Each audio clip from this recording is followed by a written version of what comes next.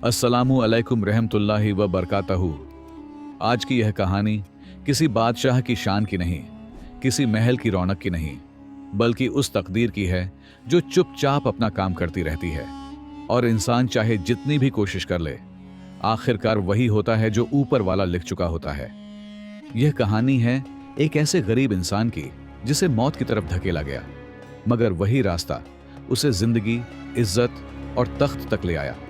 और यह कहानी है एक ऐसे बादशाह की जिसने सितारों से लड़ने की कोशिश की, मगर आखिर में उसे भी सिर झुकाना पड़ा। तो आज की इस कहानी को सिर्फ सुनिए नहीं, बल्कि महसूस कीजिए, क्योंकि यह कहानी नहीं, तकदीर का आईना है। बहुत पुराने जमाने की बात है, जब रेगिस्तान और दरिया के दरमियान बसा हुआ एक शानदार शहर हुआ करता था, जिसे लोग दारुल नूर के नाम से जानते थे। एक ऐसा शहर जहां दिन की रोशनी भी चमकती थी और रात की रौनक भी थमती नहीं थी, जहां बाजारों में हर वक्त चहल पहल रहती थी और गलियों में इत्र, मसालों और ताजी रोटियों की मिली जुली खुशबू हवा में तैरती रहती थी। मगर इसी चमकते शहर के एक ऐसे कोने में, जहां अमीरों के कदम कभी नहीं पड़ते थे और शाही सवारियां रास्ता बदल लेती थीं, वहां एक टूटी फूटी सी दुकान थी।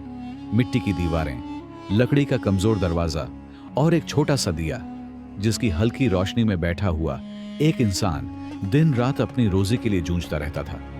उस इंसान का नाम था सलमान, पेशे से एक मामूली मोची, जिसके पास न दौलत थी, न सहारा, न कोई पहचान, मगर उसके दिल में सब्र, शुक्र और अल्लाह पर ऐसा यकीन था जो बड़े बड़े अमीरों के दिलों में भी नहीं होता।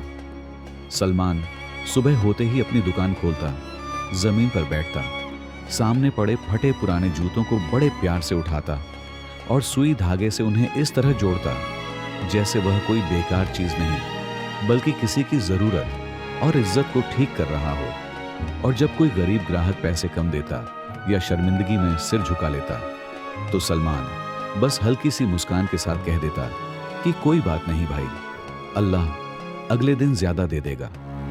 कई बार ऐसा होता कि पूरा दिन गुजर जाता और उसकी दुकान पर एक भी ग्राहक नहीं आता। रोटी का इंतजाम मुश्किल हो जाता, पेट भूखा रहता, मगर सलमान की जबान से कभी शिकायत नहीं निकलती थी, बल्कि हर रात वह उसी दिए के सामने बैठकर बस इतना कहता था कि या रब, जो दिया है उसी में बरकत दे।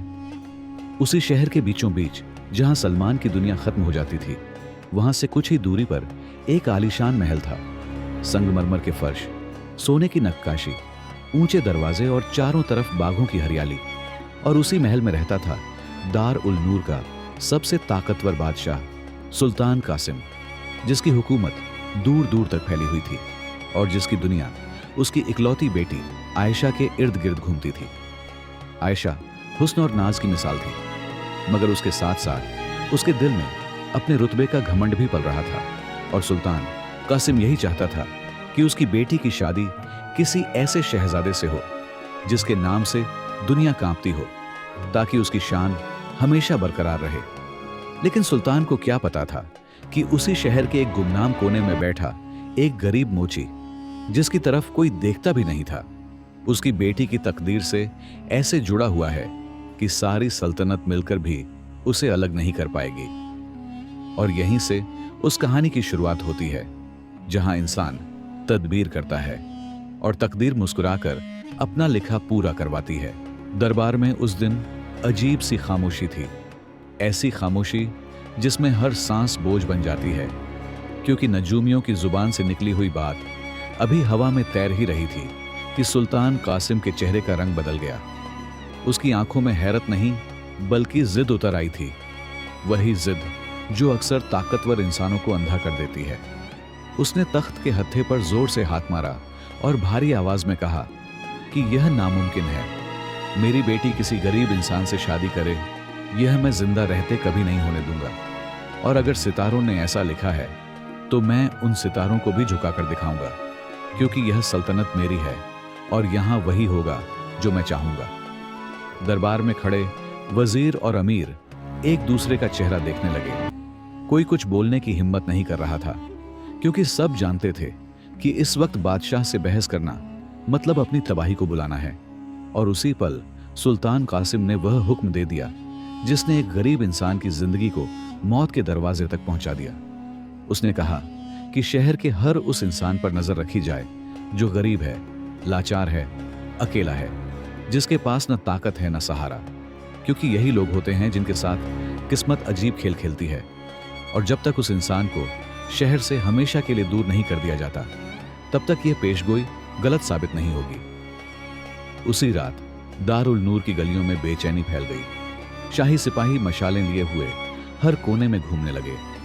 वे उन जगहों पर जा रहे थे जहां अमीर कभी नहीं जाते। संकरी गलियां, टूटी दुकानों के सामने, और उन्हीं गलियों में एक छोटा सा दिया जल रहा था, जिसके सामने जमीन पर बैठा हुआ सलमान अपने हाथों में जूता पकड़े सुई और धागे से अपनी रोजी सी रहा था। सलमान को क्या पता था कि जिस हाथ में आज वह धागा थामे बैठा है, वही हाथ आने वाले वक्त में तख्त थामेगा। उसे क्या पता था कि उसकी खामोश मेहनत किसी बादशाह की नींद उड़ा चुकी है। और इसी खामोशी में अचानक भारी कदमों की आवाज आई। चारों तरफ सिपाही खड़े थे और बिना कोई वजह बताए उसके हाथ पकड़ लिए गए। सलमान घबरा गया। उसकी आवाज कांप रही थी जब उसने कहा कि भाइयों, मैंने क्या गुनाह किया है? मैं तो बस एक गरीब मोची हूं। मगर जवाब में सिर्फ खामोशी थी, क्योंकि जिनके हाथ में हुक्म होता है उन्हें सफाई सुनने की जरूरत नहीं होती। और उसे खींचते हुए अंधेरी गलियों से गुजारकर सीधे महल की तरफ ले जाया गया। दरबार में पहुंचते ही सुल्तान कासिम ने सलमान को ऊपर से नीचे तक देखा। फटे कपड़े, झुकी निगाहें, और उसी पल उसके दिल ने गवाही दे दी कि यही वह इंसान है जिसे तकदीर मेरी बेटी के रास्ते में ले आई है।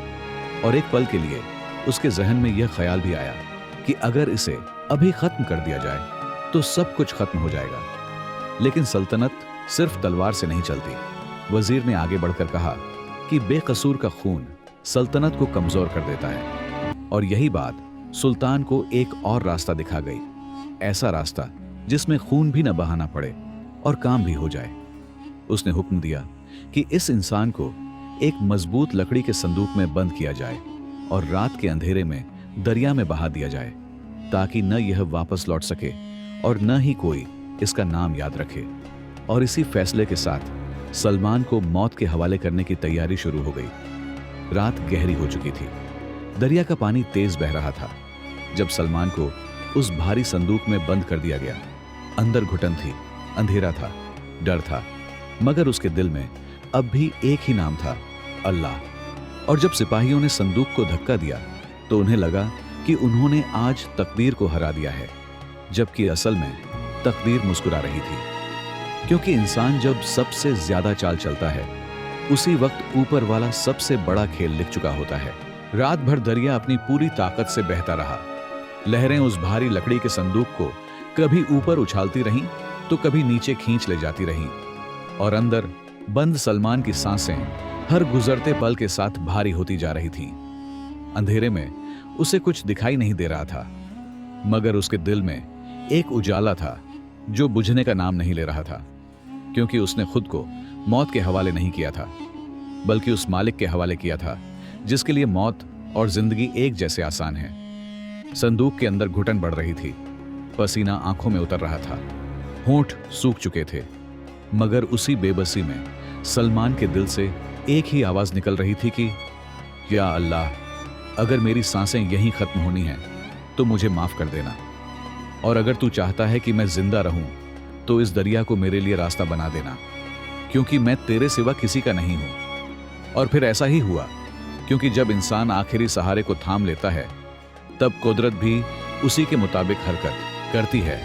रात धीरे धीरे ढल गई, आसमान का रंग बदलने लगा और सुबह की पहली हल्की रोशनी ने दरिया की सतह को छू लिया। लहरों का शोर कम हुआ, पानी का बहाव शांत पड़ा, और वही दरिया जो रात भर मौत बनकर उछल रहा था, अब रहमत बनकर उस संदूक को अपने किनारे की तरफ धकेल रहा था। दरिया के किनारे रेत और झाड़ियों के बीच वह संदूक आकर अटक गया, जैसे किसी ने जानबूझकर उसे वहीं रख दिया हो। अंदर सलमान अब भी जिंदा था, बेहद कमजोर, भूख और प्यास से बेहाल, मगर उसकी सांस चल रही थी। और यही सांसें इस बात का सबूत थी कि ऊपर वाले ने अभी उसकी कहानी खत्म नहीं की थी। उसी वक्त उसी किनारे से एक बुजुर्ग आदमी गुजर रहा था। सफेद दाढ़ी, सादा मगर साफ लिबास, चाल में ठहराव और चेहरे पर ऐसा सुकून जैसे दुनिया की दौलत देखकर नहीं बल्कि दुनिया को समझकर मिला हो। यह थे हाजी यूसुफ, उस शहर के मशहूर और बेहद अमीर सौदागर जिसके पास हर चीज थी मगर दिल का खालीपन अब भी बाकी था, क्योंकि उसकी कोई औलाद नहीं थी जो उसका नाम आगे बढ़ा सके। हाजी यूसुफ रोज की तरह सुबह सुबह दरिया के किनारे सैर के लिए निकला था ताकि दिल को सुकून मिल सके, मगर उस दिन उसकी नजर अचानक उस अजीब से भारी संदूक पर पड़ी जो झाड़ियों में अटका हुआ था। वह वहीं रुक गया, कुछ पल उसे घूरता रहा, फिर अपने नौकरों को इशारा करके बोला कि जाओ जरा देखो यह संदूक यहां कैसे पहुंचा है। नौकरों ने बड़ी मुश्किल से संदूक को खींचकर खुली जगह पर लाया। ढक्कन उठाया गया और जैसे ही ढक्कन खुला सबकी आंखें फैल गईं, क्योंकि अंदर एक नौजवान बेसुध हालत में पड़ा था। चेहरा पीला, कपड़े फटे और सांस बहुत हल्की सी चल रही थी, मानो जिंदगी और मौत के बीच कहीं अटकी हुई हो। सलमान की पलकें हिलीं, उसने बहुत मुश्किल से आंखें खोलीं। उसकी धुंधली नजर सामने खड़े हाजी यूसुफ पर पड़ी और पहले पल में उसे लगा जैसे यह भी कोई सपना हो, मगर जब उसके होंठों पर पानी के ठंडे छींटे पड़े और किसी ने प्यार से उसका सिर सहारा देकर उठाया तो उसे एहसास हुआ कि वह अब भी जिंदा है। हाजी यूसुफ ने अपने हाथों से उसे पानी पिलाया और पानी का पहला घूंट सलमान के गले से उतरते ही उसकी रूह तक पहुंच गया, जैसे जिंदगी वापस लौट रही हो। उसने धीमी सी आवाज में बस इतना कहा कि पानी, और फिर उसकी आंखों से बेआवाज आंसू बह निकले। उन आंसुओं में दर्द भी था, शुक्र भी था और उस दुआ का जवाब भी जो रात भर दरिया में गूंजती रही थी। हाजी यूसुफ ने उससे पूछा कि बेटा तुम कौन हो और इस हाल में यहां कैसे पहुंचे? तो सलमान ने पूरी सच्चाई बताने की हिम्मत नहीं की, क्योंकि जख्म अभी ताजा थे और डर अभी बाकी था। उसने बस इतना कहा कि मैं एक गरीब कारीगर हूं, कुछ दुश्मनों ने मुझे मारने के लिए दरिया में फेंक दिया। और यह सुनते ही हाजी यूसुफ की आंखें भर आईं, क्योंकि उसने बहुत दौलत देखी थी मगर इंसानियत का ऐसा जुल्म नहीं। उसी पल हाजी यूसुफ ने फैसला कर लिया कि यह नौजवान अब यूं नहीं रहेगा। उसने अपने नौकरों को हुक्म दिया कि इसे मेरी हवेली ले चलो, इसका इलाज करवाओ, और जब तक यह पूरी तरह ठीक न हो जाए यह मेरी जिम्मेदारी है। और यहीं से सलमान की जिंदगी में वह मोड़ आया जहां मौत का संदूक रहमत का दरवाजा बन गया। हवेली में सलमान को नहलाया गया, साफ कपड़े पहनाए गए, आरामदायक बिस्तर पर लिटाया गया और कई दिनों तक हाजी यूसुफ खुद उसकी देखभाल करता रहा, उससे बातें करता, उसके चेहरे पर उभरती सादगी और आंखों में छुपी ईमानदारी को पढ़ता रहा। और धीरे धीरे उसके दिल में एक खाली जगह भरने लगी जिसे सालों से कोई भर नहीं पाया था। जब सलमान पूरी तरह संभल गया, एक शाम हाजी यूसुफ उसके पास बैठा, कुछ देर खामोश रहा, फिर भारी आवाज में बोला कि बेटा मेरी दौलत बहुत है मगर मेरा कोई वारिस नहीं। अगर तुम्हें बुरा ना लगे तो क्या तुम मेरे बेटे बनोगे? और यह सुनते ही सलमान फूट फूट कर रो पड़ा, क्योंकि जिंदगी में पहली बार किसी ने उसे बोझ नहीं बल्कि बेटा समझकर बुलाया था। सलमान ने कांपती आवाज में कहा कि मालिक, अगर आपने मुझे अपना लिया तो यह मेरी जिंदगी की सबसे बड़ी नेमत होगी। और उसी पल हाजी यूसुफ ने उसे गले लगाकर कहा कि आज से तुम मेरे बेटे हो, मेरी दौलत, मेरा नाम सब तुम्हारा है। और आसमान गवाह था कि दरिया में की गई एक दुआ आज पूरी तरह कबूल हो चुकी थी। यहीं से सलमान की नई जिंदगी शुरू हुई। वह अब सिर्फ एक मोची नहीं था बल्कि एक ऐसा इंसान था जिसे अल्लाह ने मिट्टी से उठाकर नए रास्ते पर रख दिया था। और आगे जो होने वाला था वह सिर्फ अमीरी की कहानी नहीं थी बल्कि तकदीर के सबसे बड़े खेल की तैयारी थी। लेकिन दोस्तों, यह कहानी यहीं खत्म नहीं होती। आप सोच भी नहीं सकते कि आगे चलकर यही गरीब और बेबस इंसान किस तरह किस्मत के ऐसे मोड़ पर पहुंचेगा जहां मौत का दरिया उसके लिए रहमत बन जाएगा और एक टूटी हुई जिंदगी नए सिरे से लिखी जाएगी। आगे की कहानी में आप देखेंगे कि कैसे एक रात का फैसला एक इंसान की पूरी तकदीर बदल देता है, कैसे दरिया की लहरें उसे डुबाने के बजाय उसे जिंदगी की तरफ धकेल देती हैं, और कैसे वह इंसान जिसे मिटा देने की कोशिश की गई थी वही आगे चलकर सबकी जिंदगी में रोशनी बनकर उभरता है।